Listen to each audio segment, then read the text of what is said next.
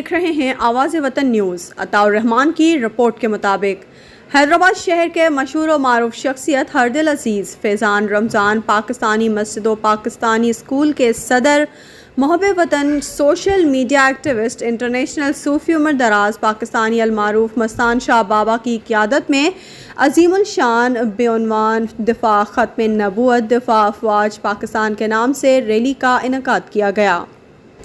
دفاع ختم نبوت و دفاع افواج پاکستان ریلی لطیف آباد نمبر 6، 7، 8، 9، 11 پریٹ آباد، نورانی بستی، لیاقت کالونی، تلک چاڑی اسٹیشن روڈ، حیدر چوک سے ہوتی ہوئی پریس کلب حیدرآباد تک پہنچی۔ اس موقع پر انٹرنیشنل صوفی عمر دراز پاکستانی المعروف مستان شاہ بابا کا کہنا ہے کہ دفاع ختم نبوت و دفاع افواج پاکستان ریلی نکالنا اس وقت کی اہم ضرورت ہے۔ ہمارے محترم جناب آرمی چیف صاحب کا دو ٹوک بیان کہ نہ کوئی ہمارے رسول اکرم صلی اللہ علیہ وسلم کی شان میں گستاخی کر سکتا ہے اور نہ ہی کسی کی جرأت ہے۔ ملک دشمن عناصر وطن عزیز پاکستان کے محافظوں کے خلاف جھوٹے، بے بنیاد، من گھڑت پروپیگنڈا سوشل میڈیا پر پھیلا رہے ہیں۔ آج اس امر کی ضرورت ہے کہ ہر مسلمان دفاع ختم نبوت کے لیے اٹھ کھڑا ہو اور مسلمان ہونے کا اولین حق ادا کرے، اور ہر پاکستانی دفاع افواج پاکستان کرے اور سوشل میڈیا کا مورچہ سنبھالے۔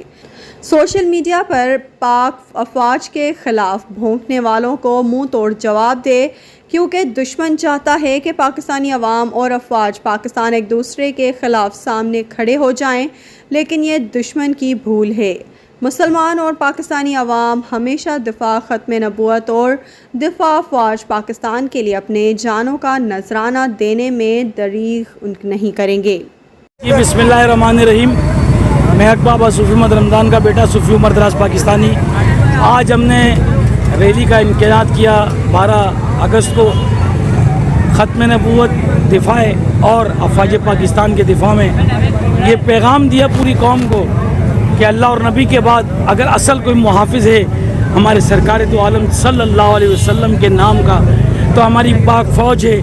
جیسا کہ ہمارے آرمی چیف نے بیان دیا، ہم اسی کو لے کر آگے بڑھے، اور پوری قوم سے ایک ہی میسیج ہے کہ اپنی فوج کا دفاع کریں، اپنی پاک فوج کا، ISI کا، MI کا، پاک رینجرز کا، پاک پولیس کا، کیونکہ یہ وہ فوج ہے جو اللہ اور نبی کے بعد ہمیں اللہ نے انعام کے اندر دیے، اور سرکار دو عالم صلی اللہ علیہ وسلم کی نشانی جو ملک ہے یہ اس کی حفاظت کرتی ہے۔ پاکستان زندہ باد، پاک فوج زندہ باد۔